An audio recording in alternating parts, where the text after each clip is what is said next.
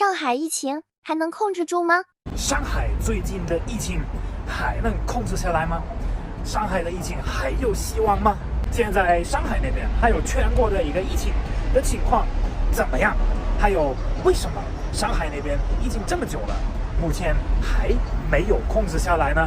今天咱们一起来分析一下这个事儿。开始之前，当然先要问一下你们觉得上海的疫情还没有100%的控制下来，这一次这么久了，这个原因是什么呢？评论里面跟我说一下，我已经准备好了，所以说咱们就直接开始今天的分享。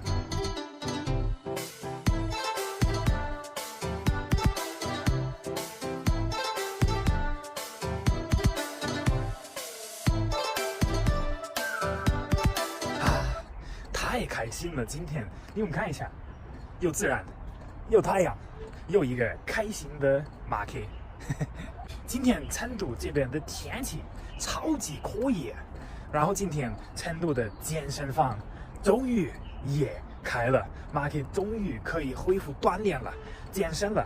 这两个事情当然让马克的心情变得非常好。那么马克是谁？马克就是我叫马克，我是一个得鬼的小伙子。然后现在我已经在四川成都了，又找到了一个新的公园，大自然很安静。上海那边的疫情差不多从3月初开始，一直持续到现在，已经快2个月了，2个月的时间。想想真的好可怕，这么长时间，他们那边已经有很多措施，已经封城了，已经有非常严格的封城。那么首先呢，可以说一下，最近中国很多地方都出现了疫情，现在去哪里都不方便，都不是很安全。但是所有的地方，大部分的地方，除了上海，都已经把这个情况稳定下来了，控制下来了。包括说我们成都这边，大家都说成都的防控疫情做得非常好，那也确实是，差不多1个多星期的时间，成都这边就控制下来了，然后差不多2个星期的时间，所有的大部分的东西都恢复正常了，那肯定是非常好的。上海这么久了还没有控制下来的原因，我个人觉得是因为上海那边可能发现的时间比较晚了，他们发现的时候，这个疫情这个病毒已经传染上了很多人，已经到全城所有的地方都传播出去了。那这样的情况下，已经有很多感染者，他们也在外面，也跟别人接触，它就传播的更快。你的这些防控措施再严格、再好的话，也是非常困难的。我们也看到了。现在我想问一下你们觉得要是这样一直做下去，一直保持一个动态清零的一个方式的一个做法，你们觉得行吗？你们觉得可以做到吗？评论里面跟我说一下。反正前段时间上海的市民真的很辛苦，我们大家都看到了相关的消息和新闻。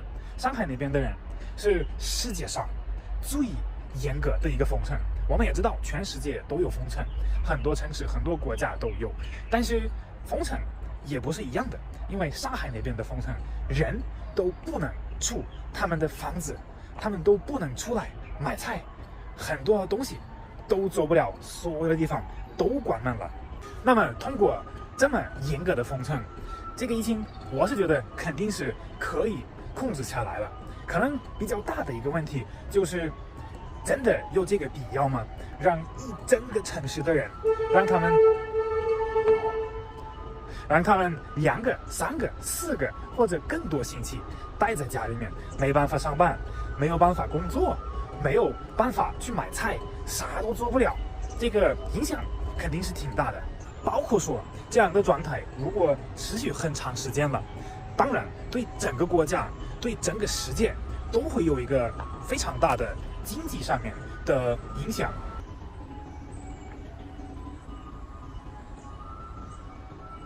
那么通过来自上海还有来自国外的一些信息，我们也知道现在最近这个病毒，这个新冠肺炎已经变得不那么危险。虽然说上海那边有非常多的确诊病例，但是重症状的，包括说死亡的人，还是不是特别多，比较少。那么当然 ，Marky 也并不是什么科学家或者专家，但是因为这些信息和数据和这些不那么危险的一个情况，我个人是觉得可能也没有太大的必要去做这么严格的防控疫情的措施。我是觉得肯定是要保持、要坚持一些有用的措施，也不用像国外一样把所有的东西都取消了，都不管它，都不戴口罩，都不隔离等等。但是我是觉得也不至于让大家都关在家里面，不让他们出去。但是这个可能也是 Marky 不够懂这个事情、这个情况。那么你们的看法是什么呢？评论里面跟我说一下，咱们一起来讨论一下这个事儿。反正很多外国的朋友们最近也看到了这个事情相关的消息，他们都联系我，他们说：“哎呀 ，Marky， 你们在中国是个什么情况？怎么现在越来越严格了？怎么都把人关起来了？”然后他们就德国那边，包括说整个欧洲，包括说美洲，其实大部分的地方都是现在已经没有任何的防控疫情的措施，这个事情没有人已经说这个事情。那天 Marky 去找了一些信息，因为我想了解一些情况，然后坐下来了，去一个德国的新闻网站上面看了一下。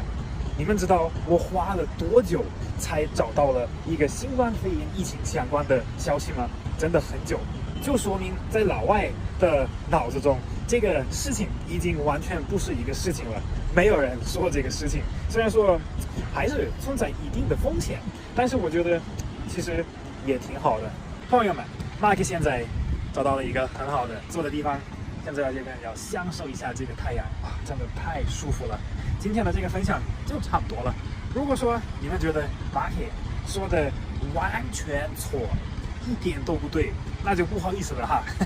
每个人的看法可能有点不一样，但是我们可以在评论里面讨论一下这个事情。那如果你们觉得今天的视频还不错， Marky 分析的也比较好，你们也比较同意的话，那记得点个赞，关注一下 Marky。现在我就要说再见，我在这儿好好享受我的太阳。